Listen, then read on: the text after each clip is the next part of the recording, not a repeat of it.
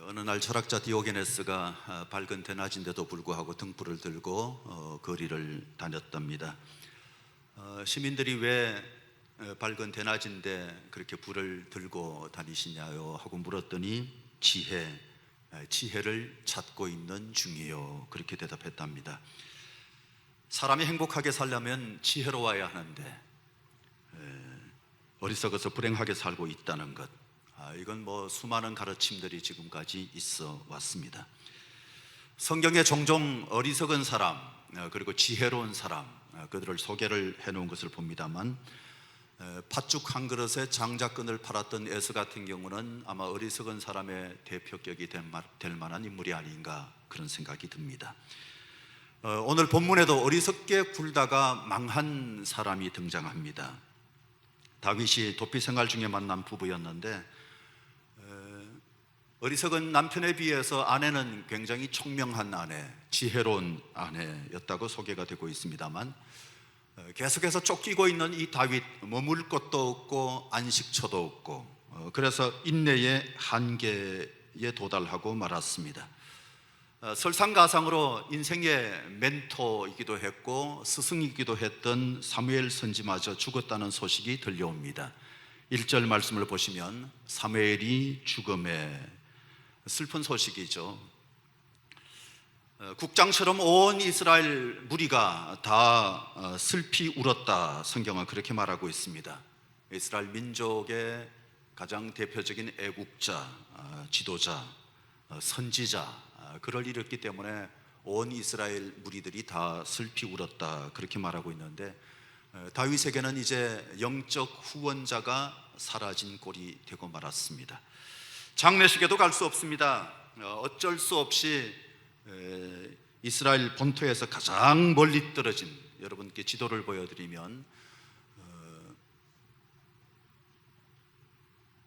제일 밑부분에 바란 광야라고, 저 바란이 아니고 바란 광야, 거기로 이제 피신을 갔습니다.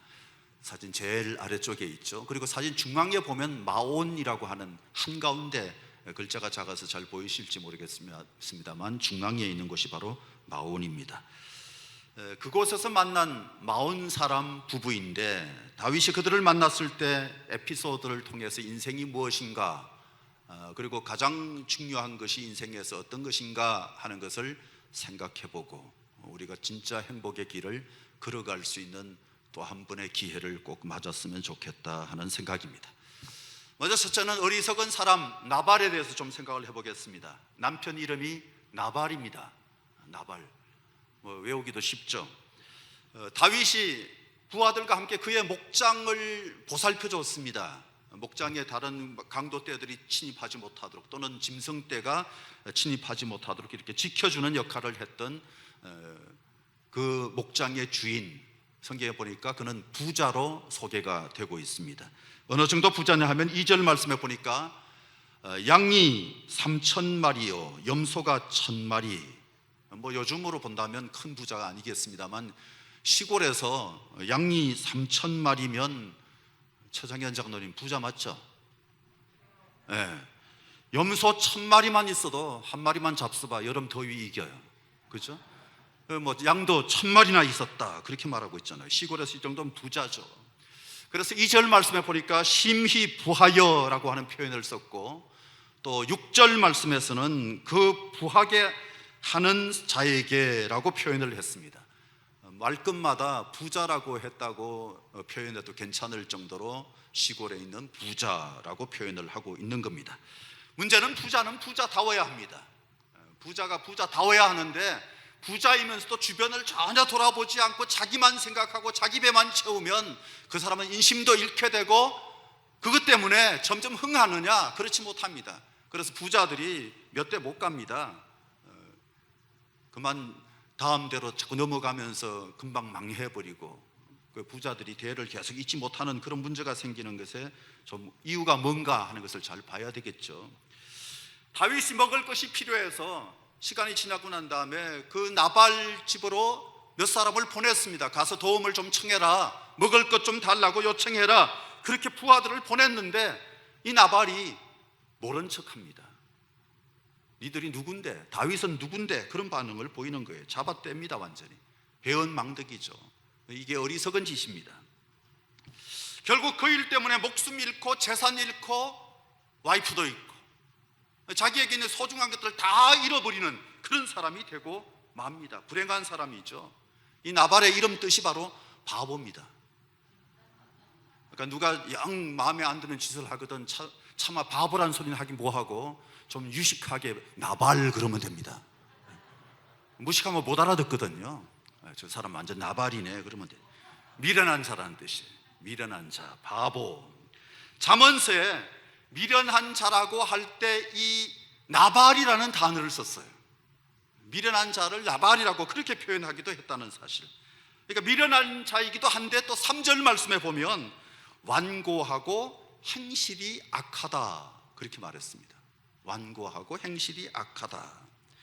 그리고 17절과 25절 말씀에 보시면 불량한 사람이라고 했습니다. 불량한 사람이다. 우리는 흔히 사람은 착한데 좀 미련해 그런 말을 합니다. 미련하긴 해도 사람 착해 이런 말 흔하게 하잖아요. 그런데 구약의 세계에서 이 말은 틀린 말입니다. 구약의 세계에서는 착한 사람이 결코 어리석지 않습니다. 구약 성경적으로 볼 때는 착한 사람은 결코 어리석지 않아요. 어리석다면 착할 수 없는 겁니다. 못 배워서 어리석은데 그럴는지 몰라도 못 배워도 하나님이 지혜 주시면 그 사람 굉장히 똑똑하더라고요. 그런 사람들은 굉장히 똑똑해요. 하나님이 지혜를 주시면 되는 거예요. 지혜가 뭐냐? 선악을 분별하는 능력이에요. 어떤 것이 옳고 어떤 게 나쁜가 하는 것을 분별하는 능력이기 때문에 지혜가 없으면 악한 거예요. 악한데 지혜롭다. 어떤 데 보면 굉장히 악해요. 근데 머리가 되게 좋아요. 그런 사람들 지혜롭다 하기보다는 머리는 똑똑한데 되게 못됐네, 악하네, 이제 이런 표현을 쓰는데 이것도 말이 안 됩니다. 똑똑한 것 같지만 망해요. 그렇잖아요. 지혜로운 것 같은데 결국은 망해요. 그러니까 이건 선이 아니에요. 악입니다. 악. 어리석은 거예요. 18절 말씀에 보면 나발은 어리석어서 양 5마리 아끼려다가 이 부인이 양 5마리 가지고 이제 다른 것 좀 더 많이 준비해 가지고 이렇게 나가서 다윗의 마음을 달래거든요. 그러니까 양 5마리면 해결이 돼요. 양이 몇 마리라 그랬어요? 3,000마리라 그랬어요. 5마리 그날에 나갈 수 있어요. 또 새끼 낳으면 되잖아요. 그러니까 5마리 줘도 별로 표가 안 날 텐데 그거 아끼려다가 3,000마리 다 잃고 자기 목숨도 잃었어요. 어리석은 사람이죠. 부자가 되면 인색하면 안 됩니다. 그러니까 부자가 아니기 때문에 나는 인색해도 돼. 부자 기준을 이제 딱 잡아놓고 나는 부자 아니다. 근데 나보다 가난하게 사는 사람 앞에서는 내가 부자인 거예요. 그렇잖아요. 그러니까 나는 절대 부자 아니야, 베풀 수 있는 위치가 아니야, 그렇게 생각하지 말고 베풀 수 있는 사람에게 베풀면서 서로 산다면 아마 우리 사회는 훨씬 더 좋은 사회가 될 것입니다. 인색하지 않는다면. 부자에게는 부에 대한 책임이 따릅니다. 그래서 외국에는 특히 부자들이 기부를 많이 하는데 우리나라는 기부를 막 강제로 이렇게 하게 하다 보니까 정부의 권력자들이 강제로 하게 하는 경우가 너무 많았어요. 말 안 들으면 조이니까. 그래서 억지로 내는, 그게 습관이 돼가지고 자원해서 내는 것을 잘 못하는 게 아닌가 하는 생각이 들어요. 대비하고 또 모아놨다가 압력 오면 내놔야 되니까. 이런 구조는 좋지 않죠. 외국에는 보면 자원해서 내놓는 부자들이 굉장히 많잖아요. 그게 좋은 구조라고 저는 생각이 됩니다. 나발이 악한 이유는 다윗과 그 부하들이 양떼를 지킨 공로를 인정해야 되는데, 그리고 땡큐 해야 되는데 그 마음이 없었던 거예요. 당연히 감사하고 베풀 수 있는 기회가 오면 베풀어야 되는 거잖아요. 이 도피 생활 중에 다윗의 생활을 가만히 보면 어떻게 살았는지가 좀 보이는데, 여기서는 동네 근달이나 조폭처럼 부자의 재산을 지켜주고 거기에 대해서 꼭 대가를 요구한 것처럼 보일 수도 있겠습니다만, 다윗이 이제 그런 생활을 할 수밖에 없었던 거예요. 여러분, 작은 단위에서는 깡패나 강도라고 불리지만 사실은 국가로 돌아가면 국가의 원리도 마찬가지로 돌아가고 있습니다. 그래서 어떤 경우는 세금이 너무 세가지고 큰 부담이 되잖아요. 그러니까 국가는 세금을 걷어가는 합법적 강도 같은 역할을 하면서 국가를 운영하는 거예요. 그래서 합법적 강도 같잖아요. 뭔 세금을 이렇게 많이 걷어, 막 그 생각이 들 정도로 세금 부과가 앞으로 점점 더 심해질 수도 있습니다. 국가는 또 기업도 마찬가지인데 우리 재산을 보호해주고 우리 생명을 보호해주고 우리 모두가 함께 잘 살 수 있는 길을 찾아가다 보니까 어쩔 수 없이 세금 제도로 운영되고 있는 겁니다. 그걸 또 우리가 인정을 해야 합니다. 인간 사회에서는 어쩔 수 없는 거예요. 한 사람도 마찬가지고 어떤 조직에서도 마찬가지인데 그 조직에 권한을 주지 않으면, 어떤 사람에게 또 권한을 주지 않으면 평화가 이루어질 수가 없습니다. 평화가 이루어질 수 없는 거예요. 그러니까 나는 내 돈으로, 내 손으로 그렇게 벌었으니, 내 손으로 번 내 돈이니까 한 푼도 내놓을 수 없다. 그러면 그 사람은 탈세자가 되는 거예요. 그렇죠? 아니, 내 손으로 내가 벌었는데 뭐가 문제야? 그렇게 암만 주장해봐야 소용이 없는 겁니다. 나발도 자기 관리 비용을 생각했어야 합니다. 다윗과 그 부하들이 이렇게 지켜줬으면 땡큐 하는 마음으로 좀 이렇게 베풀 줄 아는 그런 자세를 지녔어야 되는데 그저 나만 잘 살겠다고 그렇게 생각하면서 베풀어야 할 상황 속에서 전혀 베풀지 않은 악한 사람입니다. 어리석은 사람이고 그는 악한 사람. 나발이 어리석다는 또 다른 이유는 좀 미래를 바라볼 수 있어야 합니다. 멀리 좀 내다볼 수 있는 그런 사람이 되어야 되는데 그 능력이 전혀 없었습니다.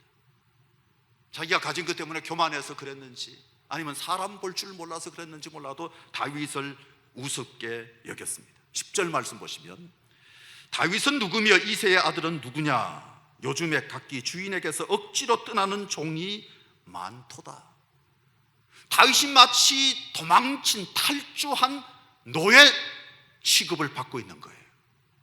탈주한 노예처럼 그렇게 말하고 있습니다. 그리고 11절 말씀을 보시면 내가 어찌 내 뜻과 물과 내 양털 깎는 자를 위하여 잡은 고기를 가져다가 어디서 왔는지도 알지 못하는 자에게 주겠느냐? 어디서 왔는지도 알지 모를 자, 이거 잘 생각해 보면요, 애비 없는 자식 취급한 거하고 똑같을 수도 있어요. 마치 애비 없는 자식 취급을 하고 있는 끔찍한 모욕입니다. 끔찍한 모욕. 북한이 우리 문 대통령을 별의별 소리를 다 해가면서 야단을 치는데 우리 문 대통령은 잘 참으셔요. 다윗은 못 참습니다. 다윗은 안 참아요. 명예를 생명과 같이 여기는 사람이기 때문에 다윗은 안 참아요. 자존심이 상한 다윗 분노해서 나발 집 그냥 썰어버리겠다. 그래서 그냥 군사를 집합을 시키고 400명을 동원해서 쳐들어갑니다. 13절 너희는 각각 각기 칼을 차라 하니 각기 칼을 차매 다윗도 자기 칼을 차고 400명 가량을 데리고 올라가고 200명은 소유물 곁에 있게 하니라.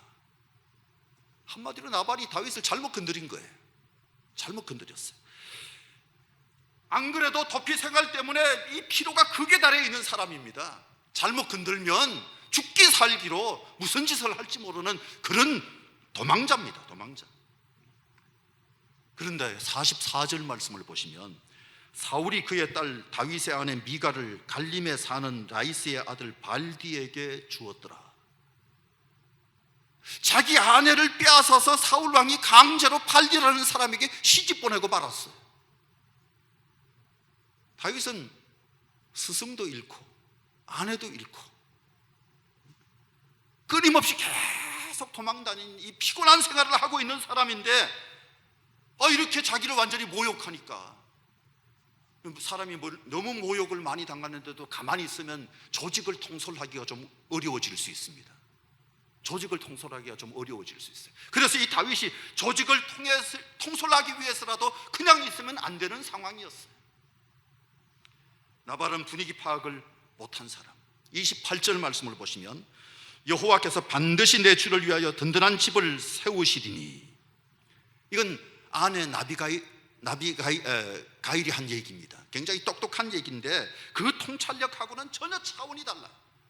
사람을 전혀 알아보지 못하거나 시대의 흐름을 전혀 모르는 사람처럼 분위기 파악을 전혀 못하고 그렇게 함부로 다윗을 대하고 있는 어리석은 사람. 판단력이 다 흐려지면 어리석은 행동을 하게 되잖아요. 그렇죠? 여러분, 연세가 많아지더라도 판단력에 하나님이 축복을 주시기 바랍니다. 하나님이 축복을 주시기 바라요. 지금 아멘 하면 더 판단력이 좋아질 수 있는 기회를 놓친 분들을 위해서 다시 한번 판단력 좋아지시기를 주의 이름으로 축복합니다. 사람 못 알아보면 안 되는 거잖아요. 미래를 전혀 못 알아보는 이유가 몇 가지가 있습니다. 첫째는 교만하면 미래를 못 알아봅니다. 자기의 미래가 어떻게 될지 모르는 거예요. 지금 가진 게 많으니까. 두 번째는 습관 때문에 미래에 대해서 그렇게 잘 준비하지 못하고 판단력이 흐려질 수 있습니다. 나에게 그저 익숙한 방법대로 생각하는 거예요. 내가 뭔가 불편한 것은, 새로운 변화는 잘 받아들이지 않습니다. 잘못된 습관이죠. 세 번째는 자기 중심이나 욕심 때문에 미래를 볼 줄 모르는 그런 사람이 되고 많은 겁니다. 욕심이 강해지면 안 됩니다. 현실에 자신을 맞춰야 하는데 자기 생각이 너무 강한 거예요. 거기다가 욕심이 너무 강하니까 현실을 왜곡해요. 못 본 척 해버리고, 봐야 할 걸 못 본 척 해버리고, 도와야 할 때 그냥 뒤돌아서 버리고, 자기 중심이고 욕심이 있죠. 그러다 망하는 거예요.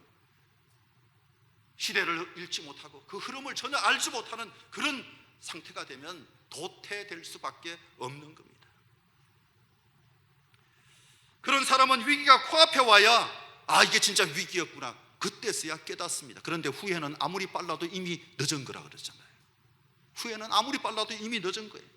자기가 무슨 짓 했고 지금 무슨 일이 벌어지고 있는지를 전혀 알지를 못해요.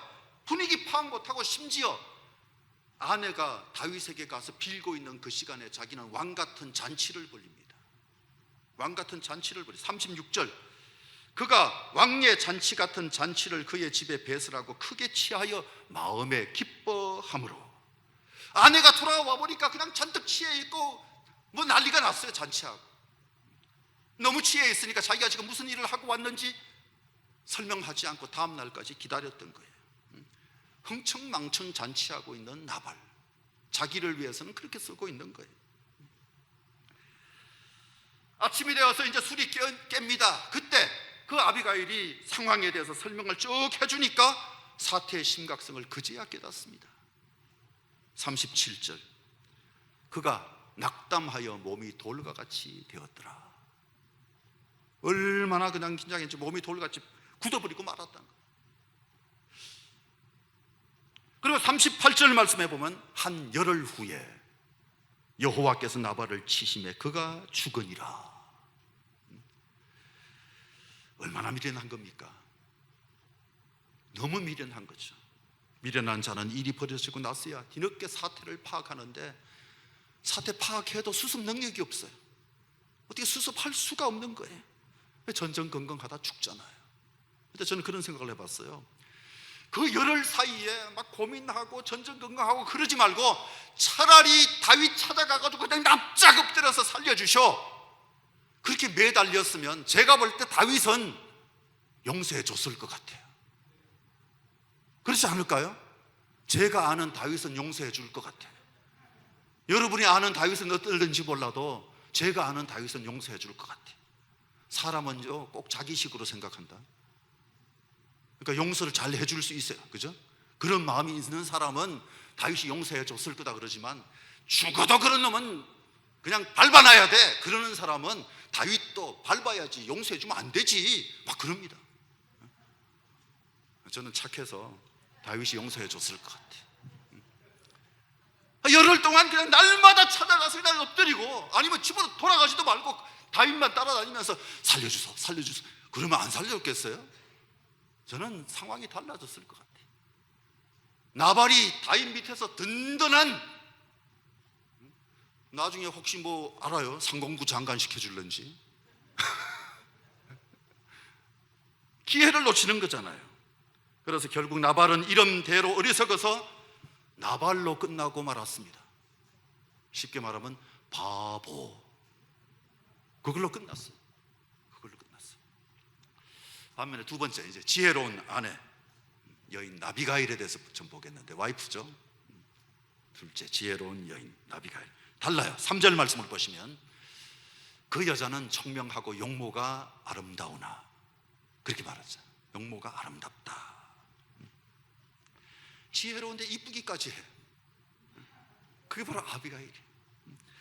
하인 중에 아마 똑똑한 하인이 하나 있었던 것 같아요. 자기 안주인 되는 아비가일 찾아와 가지고 이제 이런 상황이 벌어졌다고, 주인님이 다윗에 대해서 이렇게 모욕적인 말을 해서 지금 다윗이 분노하고 군사를 이끌고 쳐들어오고 있습니다. 그 사실을 이제 얘기를 해주는 거예요. 아비가일이 들으니까 이거 완전히 가문의 위기야. 큰일 났어요.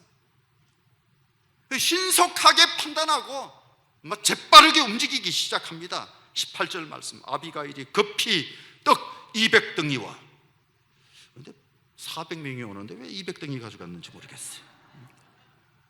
포도주 2 가죽 부대와 잡아서 요리한 양 5마리와 볶은 곡식 5세아와 금포도 100송이와 무화과 뭉치 200개를 가져다가 나귀에 싣고 통 큰 선물 꾸러미를 준비한 거예요. 그래서 통 큰 선물 꾸러미 준비하고 다윗을 맞으러 갑니다. 내가 가서 살려달라고 해야지. 이게 바로 지혜잖아. 여러분, 이런 부탁을 할 때는요, 그래도 뭔가 마음을 좀 이렇게 표현을 좀 하는 게 훨씬 낫습니다. 뇌물은 들고 가지 말고 선물은 들고 이렇게 얘기하면 훨씬 얘기가 부드러워질 수 있어요. 더군다나 지금 상대의 마음을 풀어놔야 되잖아요. 풀어놨는데 맨입 들고 가가지고 그 사람이 그러면 안 되지, 용서하소, 이렇게 얘기하면 그거 별로 안 풀린단 말이에요. 그래서 성경에 보니까 잠언서 18장 16절에 사람의 선물은 그의 길을 넓게 하며 또 존귀한 자 앞으로 그를 인도하느니라. 여러분, 선물은 사람의 마음을 녹여놓습니다. 그럴 수도 있는 거예요. 우리나라 선물은 너무 자꾸 이 사이즈가 커져가지고 문제인데, 미국 같은 데서는 선물할 때 참 간단한 거 선물합니다. 한국에서 그냥 모나미 볼펜 하나 들고 가가지고 선물 줘도 너무 좋아요. 그래도 땡큐 그러고요, 100만 원 줘도 땡큐 그러고 똑같습니다. 우리나라 사람은 모나미 받으면 그냥 니나 써라 그러는지 모르겠어요. 다르단 말이에요. 근데 거기는 똑같아요. 땡큐. 카드 한 장만 줘도 땡큐예요. 너무 좋아요. 잠언서 21장 14절에 보니까 은밀한 뇌물은, 선물은 노를 쉬게 하고 품 안의 뇌물은 맹렬한 분을 그치게 하느니라. 여러분, 그러나 뇌물은 나쁜 거죠. 뇌물은 나쁘지만 사람의 마음을 녹이는 선물은 좋은 겁니다. 그 잔뜩 준비해가지고 이 아비가일이 그냥 다윗이 오는 앞으로 쫓아가서 납작 땅에 엎드립니다. 여러분, 이렇게 엎드리는 게 지혜입니다. 엎드리는 게 지혜. 판단력이 빨리 돌아가는 그것도 지혜고, 가서 엎드릴 줄 아는 이게 바로 지혜예요. 그리고 24절 말씀에 내 주여 원하건대 이 죄악을 나 곧 내게로 돌리시고 여종에게 주의 귀에 말하게 하시고 이 여종의 말을 들으소서. 귀에다 대고 뭐라고 속삭이를 하고 다가가려고, 뭔가 좀 얘기를 하게 해달라. 내 간절하게 하고 싶은 말을 좀 들어주세요, 그 얘기 아니겠어요? 남편의 잘못을 자기 잘못이라고, 남편의 어리석음을 자기 어리석음이라고. 어떤 데는 가가지고 또 자기 남편 자랑하는 사람이 있어요. 남편이 잘못해가지고 용서받으러 가가지고는 그 사람은 사실 상당히 의로운 사람이에요. 그래가면서 얘기하면 그거 분을 오히려 돋구는 거예요. 분을 돋구는 거예요. 남편 옆에 없으면 가가지고 좀 그냥 이 아비가일 전략을 써도 괜찮아요.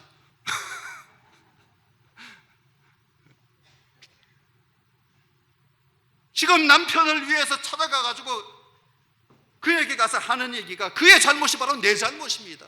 그의 어리석임이 저의 어리석임입니다. 똑똑한 거죠. 그러면서 25절 말씀에서 내 주는 이 불량한 사람 나발을 개의치 마옵소서. 자기 신랑 보고 불량한 사람 나발을 그렇게 말하고 있죠. 그의 이름이 그에게 적당하니 그 사람 바보 맞다고, 그 사람 멍청이 맞다고, 그의 이름이 그에게 적당하니 그의 이름은 나발이라, 그는 미련한 자니이다. 지금 남편 옆에 없으니까, 남편은 집에서 뭐 잔치하고 있으니까. 이게 사실 그럴 수 있나 그런 생각하는지 몰라도 남편 살리는 지혜였어요. 다른 사람 앞에서 그렇게 말할 수 있냐고 따지고 그러지 마세요. 그거는 참 바보예요, 바보. 진짜 나발이에요. 남들 앞에서 좀 겸손한 경우에는 내 아내나 내 자식이나 자식이 미련하죠, 부족하죠, 이렇게 얘기하면 어떻게 남 앞에 가가지고 미련하다고 얘기하냐고 집에 가서 또 한판 붙고 그러면 안 되는 거예요. 그렇게 표현한 게 진짜 미련해서 그렇게 말하는 거 아니라는 거 본인이 알잖아요. 진짜 미련하다고 인정했으면 결혼했겠어요? 조금 생각을 더 깊이 할 필요가 있잖아요. 그는 불량한 사람이라고, 미련한 사람이라고, 자기 남편이 원래 그런 사람이 아니라 그렇게 말하는 게 아니라 보시는 대로 화가 나신 만큼 그렇게 미련한 짓 한 건 맞습니다, 그 얘기하는 거죠. 그래도 사실 좀 심한 표현이죠. 불량한 사람이 뭡니까? 그런데도 아비가일 그런 말을 합니다. 저는 제 아내가 어디 가가지고 딴 사람한테 가가지고 제 남편이 미련하고 불량한 사람이라 그러면 열받칠 것 같아요. 29절 말씀, 사람이 일어나서 내 주를 쫓아 내 주의 생명을 찾을지라도 내 주의 생명은 내 주 하나님 여호와와 함께 생명 싸개 속에 쌓였을 것이요, 내 주의 원수들의 생명은 물매로 던지듯 여호와께서 그것들을 던지시리이다. 이게 무슨 얘기입니까? 내 주여, 당신은 하나님이 보호해 주시는 사람이십니다. 하나님이 당신을 쓰십니다. 누가 당신을 공격해 온다 할지라도 하나님이 지켜주시는 사람이십니다. 그런 얘기를 해주고 있는 거예요. 여러분, 상대를 높여주는 게 지혜입니다. 상대를 높여주는 게 지혜예요. 지금 아비가일이 그걸 잘하고 있는 거예요. 30절 말씀에서는 당신은 하나님이 지도자로 세우신 그런 분이십니다, 그 얘기를 하고 있습니다. 그리고 31절에서 무죄한 피를 흘리지 마십시오. 무죄한 피를 흘리지 마십시오. 하나님이 당신을 축복하실 것입니다. 너무너무 지혜로운 거예요. 너무너무 지혜로워요. 여러분, 말 한마디에 천냥빚 갚는다고 하잖아요. 그죠? 말 한마디로 천냥빚 갚는 것. 이 총명하고 아름다운 여인 아비가일의 살살 녹이는 이 말에 다윗의 마음이 풀립니다. 그냥 막 분노에 치밀된 그 다윗의 마음이 그냥 싹 사그라지는 거예요. 분노가 사그라집니다. 여러분, 얼마나 멋있어요. 중요한 것은요, 이 아비가일이 상대방이 듣고 싶어 하는 말을 골라서 하고 있는 거예요. 그렇죠? 상대방이 듣고 싶어 하는 말을 해주면 기분이 좋아지는 거잖아요. 우리 그런 걸 잘 해야 되는 거잖아요. 당신은 의롭습니다. 하나님이 보호해 주십니다. 하나님이 높여 주실 것입니다. 막 그런 얘기를 막 하고 있는, 칭찬은 고래도 춤추게 한다는데 다윗이 그냥 마음이 싹 열리면서 세상에 뭔 저런 여자가 있는고 바뀐 거예요. 어떻게 저런 여자가 있는가? 그게 남편을 살린 거예요. 그뿐만 아닙니다. 이 아비가일 같은 경우는 미래에 대해서 선택하는 것에도 과감합니다. 과감해요. 정치적 감각이 탁월했던 것 같은데 좀 가혹하지만 나발 저 사람하고 이렇게 살다가는 이건 진짜 망하겠다, 그런 생각이 들었는지 말이죠.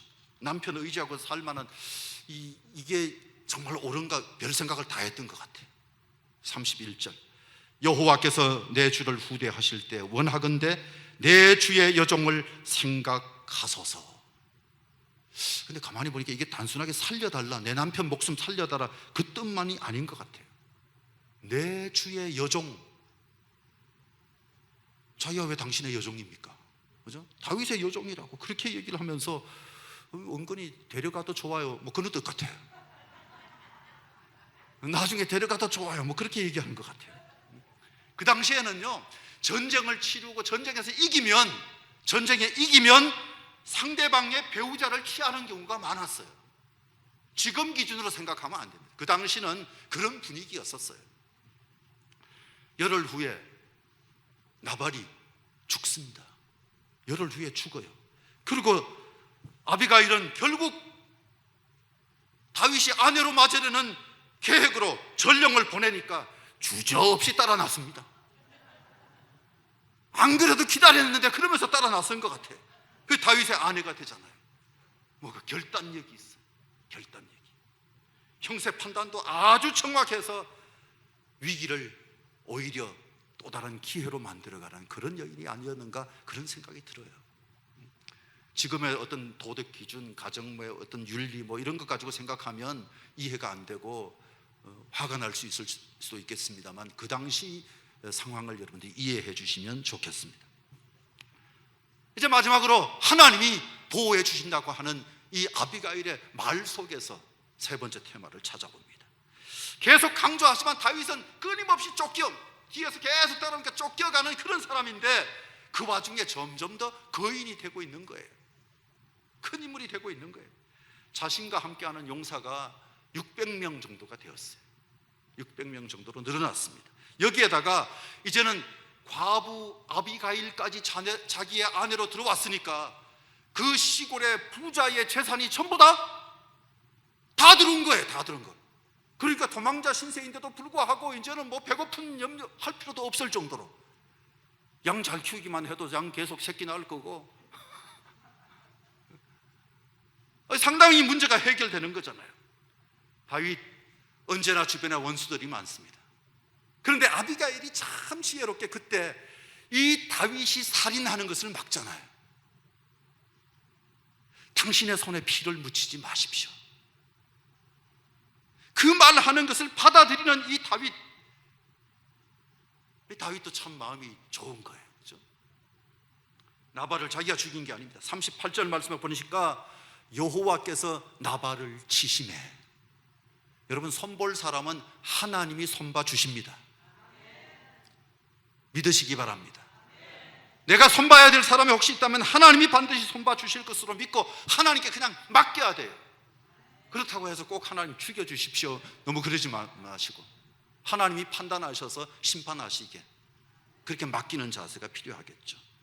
31절 말씀, 내 주께서 무죄한 피를 흘리셨다든지 내 주께서 친히 보복하셨다든지 함으로 말미암아 슬퍼하실 것도 없고 내 주의 마음에 걸리는 것도 없으시리니. 자기 손으로 복수하지 않은 거예요. 복수를 하고 난 다음에도 사람들이 뭔가 찜찜할 수도 있는 것이고, 또 어떤 복수를 또 불러올는지도 모르는 그런 상황. 그래서 복수는 쉬운 것이 아니잖아요.